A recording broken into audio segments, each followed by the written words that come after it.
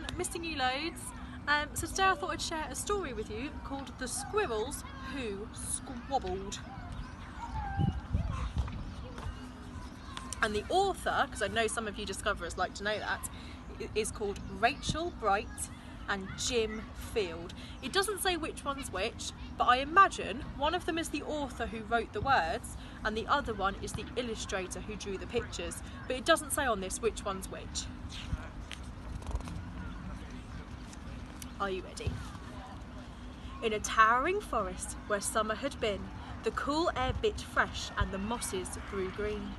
And as autumn edged in and the sky raged red, the sleepiest creatures got ready for bed.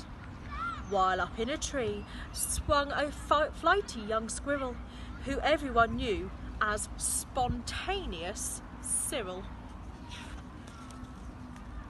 Now, most foresty folk had seen to their needs through the plentiful months of mushrooms and seeds. They'd built up their stores so they'd all be well fed through the frosting of winter that glittered ahead. But Cyril, he lived in the now and the here. He'd adventured and partied his way through the year. So his cupboard was empty, his hollow was bare. He hadn't a mouthful of food anywhere. But wait, what was that? Over there, take a look. A single lone pine cone wedged in a nook. He squealed with delight, and for very good reason, for inside were the very last nuts of the season. But Cyril wasn't alone. There were more hungry eyes. Yes, plan ahead Bruce had his sights on the prize. Though he'd gathered a mountain of bounty, hard fought, Bruce was convinced he was one pine cone short. I simply must have it, he wistfully cried, as he dreamt of the fresh, juicy pine nuts inside. Do you think he needs it? Look how much he has. And the other squirrel doesn't have any. Do you think that's very fair? I think they should share. What about you? So as Cyril set off on his way to the ground, Bruce, he was also last pine cone bound. They sprinted and scurried with no time to gamble. They scratched at the bark in their scampering scramble.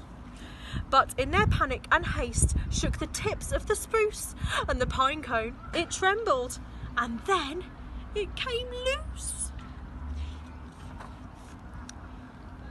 Both squirrels gave chase at a lightning pace. This was the start of a wild, nutty race.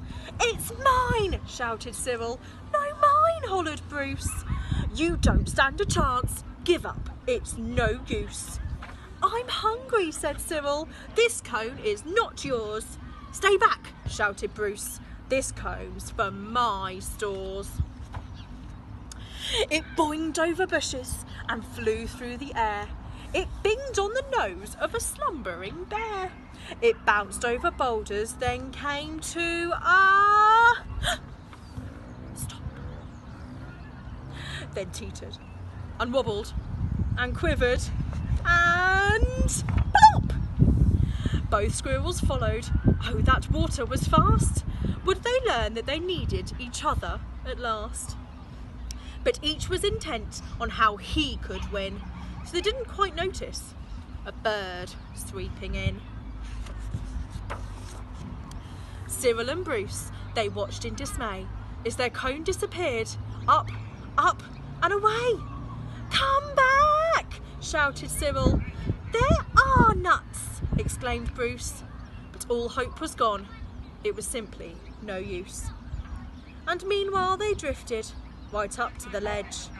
Greed, it was driving them over the edge. Cyril and Bruce, they had taken a fall. They were paying the price for wanting it all. They squandered their chances to team up and share. Would their nutty young hopes simply end in despair? What do you think's going to happen? Bruised and bedraggled, they swept past dry land. Cyril grabbed a branch with a trembling hand. Catching Bruce with the other, he heaved and he huffed. and dragged them to safety with panting and puffs. They stared at the sky, quite lost in deep thought, until Bruce looked at Cyril and let out a snort. How silly are we, he proclaimed, all a jiggle. Some doggies have come to join us in the park. Hello. I think it's called Jasper. Can you hear the owner calling them? Where were we? How silly were we, he proclaimed, all a jiggle. How greedy I've been, spluttered Bruce with a giggle. We shall change from today. May the squabbling cease. We should celebrate, seeing as we're both in one piece. From that day and forward, they made a great pair. They would gather together and found they could share. Yes, Cyril and Bruce, they knew in the end, the best thing to share is a laugh with your friend. The end.